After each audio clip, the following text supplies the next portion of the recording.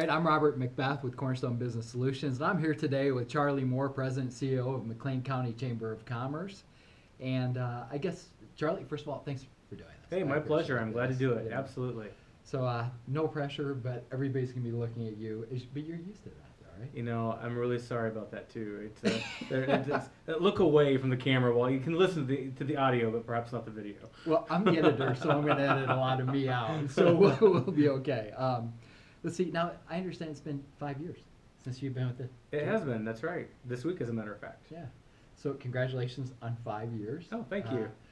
I can't imagine. Has the chamber changed a lot since you joined in the last 5 years? Well, I'd like to say yes, but other people might.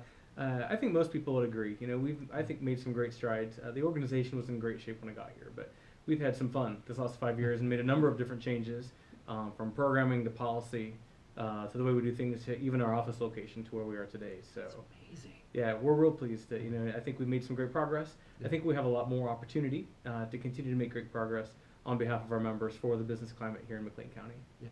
So were you one of the driving forces behind the move to this location then? I think the chamber has talked about moving from its past location, which was downtown, for many, many years. There were a lot of files that talked about the chamber's either potential relocation or adjustment to the current building, because the building in and of itself just wasn't appropriate for us in the last location. An example, there are 9 staff, and we had 7 parking places. So it was difficult. We couldn't even park those who were employed, let alone the meetings with 10, 20, 40 people. We had room to seat them. We just had no room to park them. So there was a good number of years where the discussion of the chamber's building had been a topic of conversation, and quite frankly, the time had come. We either needed to move forward along the lines for our mission and our vision, or we needed to substantially change what our programming looked like. And so the board was committed to move the organization forward. So that's what preempted finally making the move after a long time of conversation and actually making it happen. That's awesome. So chamber is, I know, well over 100 years old. It started in like 1900? It is, just over 1900. I refer to it as the Great Fire of Bloomington. Everyone hears of the Great Fire of Chicago. We had the Great Fire of Bloomington. And in all honesty, that's what started this organization, was the fire downtown. And business owners came together and said, we've got to rebuild downtown. We need to form at that time, businessmen's organization, of which they did. And so at that point, the chamber was formed. And so yes, we were well over 100-year-old organization. My heart's always been with the small mom and pop shops and the smaller business. And I know there's a place for the bigger businesses too, but I want to talk about the smaller businesses. Is that where the campaign comes? We'll talk about the campaign. You know what I'm talking about. Sure. So the chamber enacted, a little bit of a background before we get into Make Your Money Mean More. Okay. The chamber's strategic plan changed to focus around its mission statement. And so we've recently updated our strategic plan. And it's all focused around promoting local commerce, advocating business perspectives, creating relevant programs, and establishing relationships for business success. And so those are the 4 key elements. And so that's our mission statement. To serve our members, the McLean County Chamber of Commerce promotes, and so it's our mission statement is our strategic plan. And so when we updated that, we really started with the P, with the promote local commerce. And so it started with a great group of volunteers from a number of marketing entities around Bloomington Normal, who spent their time and came together and said, okay, we really want to focus on how do we promote local commerce. And so from that group, the Make Your Money Mean More campaign was born. Now, it's not focused solely really on small business. It's all business. It's understanding or trying to create an understanding of why, when I do business locally, what are the impacts that my money has when I buy goods or services or products from local vendors, right, or local businesses. There's a lot of different things to think about that we wish people would remember. We understand that this campaign isn't going to stop the Amazon.coms or the eBay shopping. However, the one question I ask a lot of people is, when you're looking to support your soccer team, do you go to businesses in Uptown Normal? Absolutely. Do you go to businesses in downtown Bloomington? You bet. Yeah. Do you go to Amazon and ask? Well, no. Well, why are you shopping there then? Yeah. Support those that are supporting you. And I think that's a pretty small example of a very large picture that we'd like to paint, and understanding what is it, what are the benefits. And so when you take a look at other examples I've used is municipal infrastructure, water pressure in older parts of town. How do you repay or how do you pay for the repair or maintenance or upgrade of infrastructure? How is it that you retime the stoplights on Veterans Parkway? How is it that we take a look at a number of these different municipal projects? Well, you know what? They're funded through tax dollars that are collected. And from sales tax dollars, those are money that stay within the community. So when you buy from a local business and in turn they pay their tax dollars back to the municipality. You pay your sales tax to the local municipality, and those dollars are reinvested back into the growth and sustainability of our community. So that's the real benefit of when you buy local, when you shop local. And it's about relationships too. When you establish a relationship, and sometimes that's where small businesses come into play. Now, don't get me wrong, large businesses as well are big with relationship building, but the small businesses, to understand what your needs are, how are you're custom fit for what your needs are, how is it that they can take care of you. When you have an issue with whatever your product is, you can go back and get service on that. And then all of a sudden you have not only a business relationship, but a friendship. And then it goes into supporting my kid's soccer team, or whatever fundraiser or philanthropic opportunity that someone might be looking for from that business. Businesses are hit hard on a daily basis to be supportive, and a lot of businesses are very supportive of all the different needs that we have within our community. So it's important that when we want to buy product or service, that we look at who's offering that here. How do we establish a relationship? How do we look at what that product is? And how is it that we continue to insulate ourselves? Over the economic downturn over the last 5 years, 6 years, we have been fortunate in McLean County to be somewhat insulated. I like to say we've been insulated, not isolated. Some businesses have closed and some have had hard times that they've fallen upon, and we realize that. But we've been insulated substantially compared to the Peoria, Champaign, Springfield marketplaces, Decatur, Rockford. Look at other communities across the state. And one way to continue to do that is to support those businesses that are here. To, again, with those relationships that we have and with the dollars that we have, it used to be the old adage, a dollar would turn 7 times in the community in which it was spent. And that's an old statistic, so I don't know if that's changed. But there's a truth to the matter of, we continue to be sustainable if we do shop local, use local, resource local talent, and keep that top of mind when we make our purchases. That's well spoken. A very long-winded answer to your very short question. But that's the basis for everything. When you talked about the relationships, when I first joined the chamber, I thought that was so important to have relationships and build relationships and support the businesses that are supporting me and supporting our community. You talk about how the local business owners are giving back in the local communities. And I know it's not just the small and medium-sized business. Large businesses do that too, even corporate run. They contribute a lot. Mm-hmm. I don't think people in general know how much they contribute. I've seen my merchants always ready to whip out the checkbook, whip out the gift cards, and just give to the community. But yeah, I agree with you 100%, Charlie. And it's challenging, when it comes to online purchases, and when there's always a discussion about where to collecting tax dollars or reporting tax dollars. And a lot of people look at that and say, oh, I was able to save X amount because I didn't have to pay tax. But at the end of the day, it's important to understand where those dollars are used or how they're allocated. And I think that's part of what our Make Your Money Mean More campaign is about, is just trying to create an awareness for people to understand how, when buying local, how does that secure your neighbor's home value? How does that secure your teenager's part-time or summer job? How does that look at, the neighborhood and the kids that are going to school and the needs that the schools are able to provide? I mean, taking a look at all those different things are very important for us as a community to realize. I think it's actually a myth that you have to pay more to buy local. That is so often not the case. People think that if they go order online or go somewhere else, they're going to get a better deal. I'll tell you what, the businesses right here are as competitive as anywhere nationwide, and you can find just as good a pricing. And the money does go further. It does mean more than the base of the whole campaign. So. I won't use any names per se here, but we do have a chamber member who's very adamant in the fact of they sell products that can be purchased online, that can be purchased at large retail stores, and they're very focused on will match or beat any price, regardless if it's online or if it's at a large retail store. And again, keep in mind, Make Your Money Mean More is about all business in McLean County. It's not over large versus small business, and so it's important. I want to continue to reiterate that. But it's also the commitment that the smaller businesses have, because obviously they don't have the buying power that large businesses do. They can't shelve a large number of products, in hopes that the sales will be as they projected. And so I think those are all things to keep in mind. But a lot of times when you go in and you have those conversations with those business owners, large or small, again, it's having that understanding about what they can do for you. There are retailers I know where someone will come in and take a look at the product, measure it, fit it out, see how it works, really intricately get to know it, and then go and purchase it online. And then when the one they purchase online breaks, they bring it back in local and say, fix this for me. Don't you handle the warranty?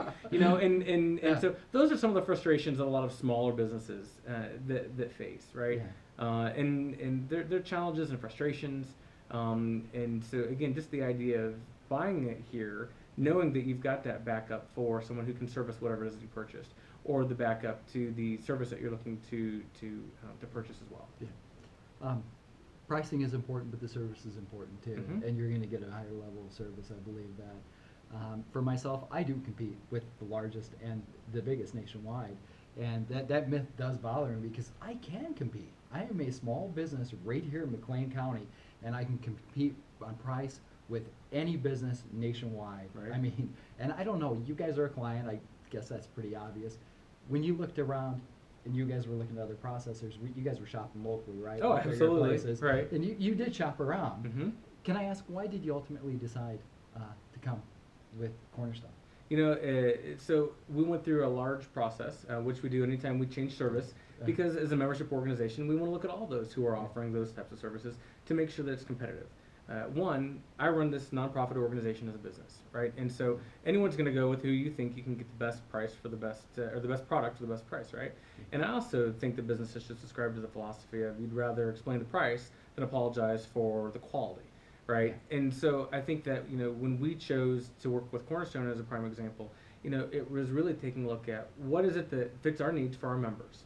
What is it that we need for our web processing? What is it we need for our inter-office processing? What are the kind of reports and transactions that we need? And at the end of the day, you line it all out and go, which one fits what our needs are?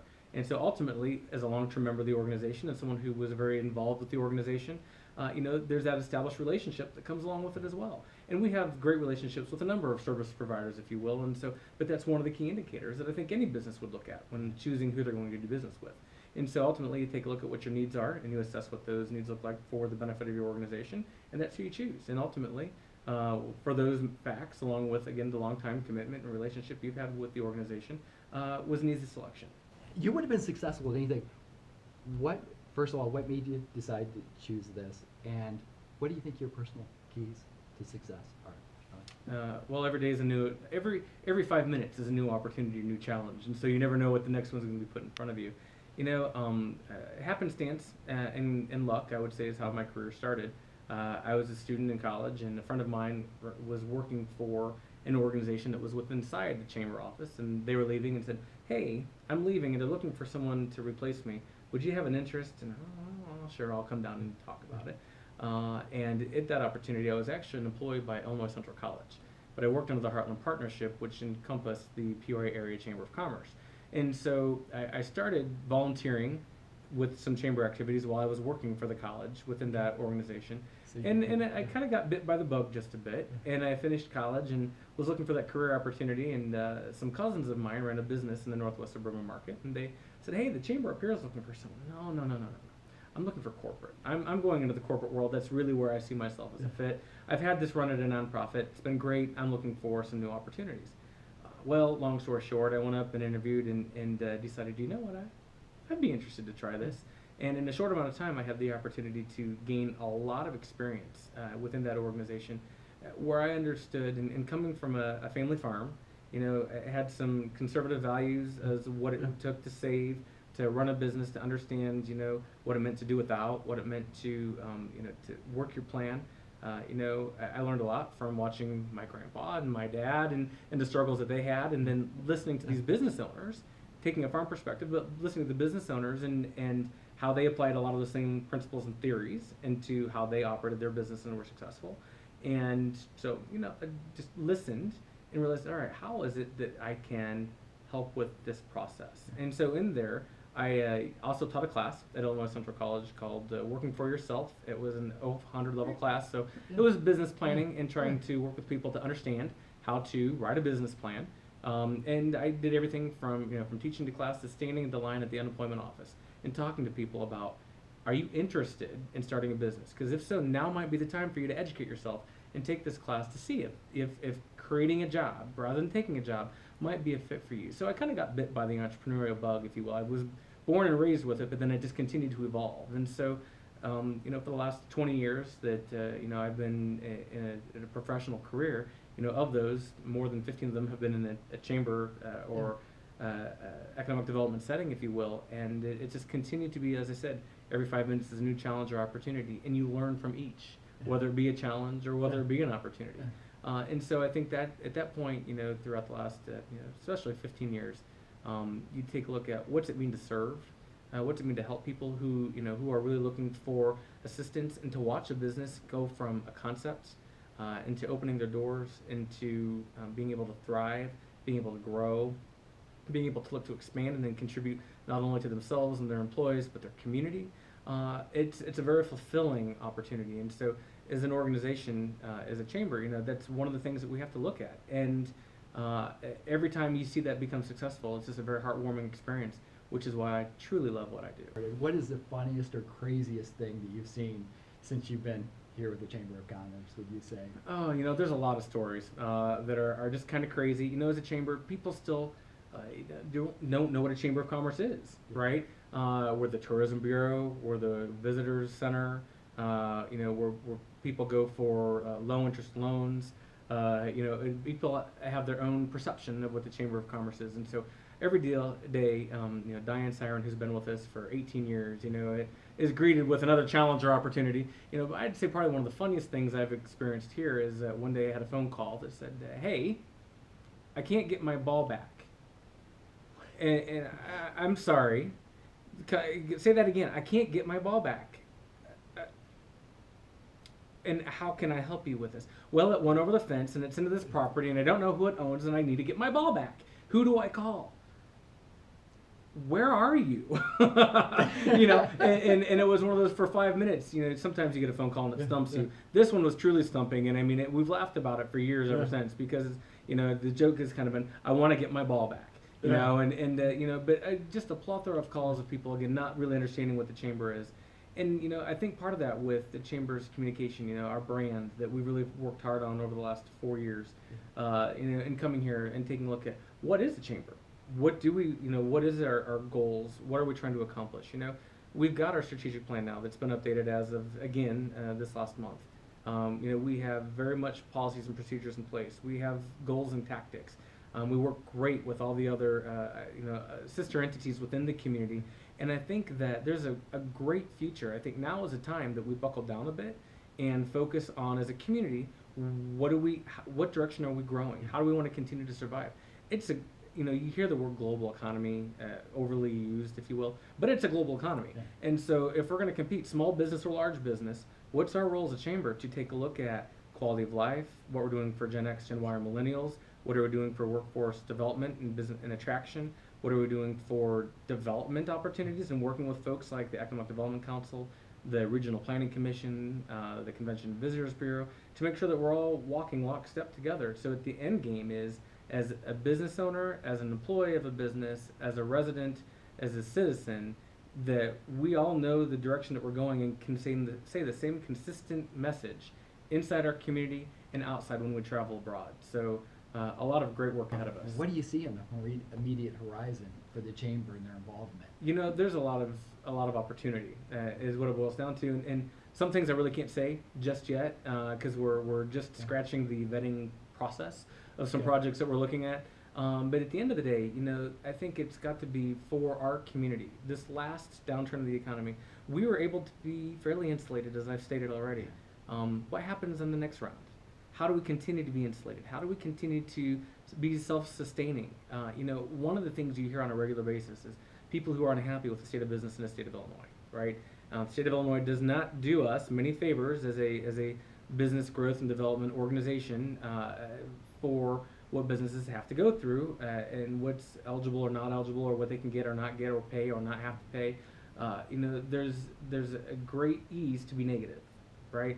So our job as a Chamber of Commerce is to take a look at, guess what? We're in the state of Illinois, and there are some things, that are good about that. But for the most part, as McLean County, how do we wave the flag? How do we take a look at the great infrastructure, the great location, the great quality of life, the great people that we have here? How is it that you bring the great education and healthcare, and the arts and entertainment, and the housing, and in schools and education? We have so much here to be thankful for. We have so many people long before, 100 years ago when this organization started, they had great forethought as to what this community was going to look like. So my goal is, how do we keep that going? How do we not be successful in spite of ourselves, but because we have a plan? How is it that we know the direction that we're going, and how do we get everybody to buy in to that same direction? What's our role to lead, but also what's our role to follow? And we have to identify what that looks like, so that way we move forward collectively as a community. Charlie, I mean, that's great. I don't think I can say it any better than that. I was going to ask you a few more questions if there's anything else that you wanted to add. I don't know what you could add to that. I'm just looking forward to being a part of the chamber. I'm so grateful for the chamber and the members that have been there to help me out and support me as a business, and very thankful to have you, Charlie, as our president of the Chamber of Commerce. I'm really looking forward to seeing what you do in the next 5 years with the chamber. Well, I mean, thank you so much. Any last words you want yeah, to I appreciate that. It's like I said, it's for me. It's fun. This is not a job. This is what I do. This is today I get to do this, that, and the other, versus today I have to do this, that, or the other. It's a community of very caring people. It's a community of great opportunity. We've been so successful. I think that my goal, end game, is that Bloomington Normal has such an outstanding reputation to all the communities that surround us, and even those upstate and downstate. And so, what's our role? What's our opportunity? What's our job as an organization to continue to maintain that rankings in those communities' eyes and continue to be the leader in the community that people aspire to want to be? And as we continue to work forward on our plan, I hope that that's exactly what we're able to accomplish. Charlie, thank you very much. No, I thank you. appreciate that. Thanks for Absolutely. all you do. Yeah.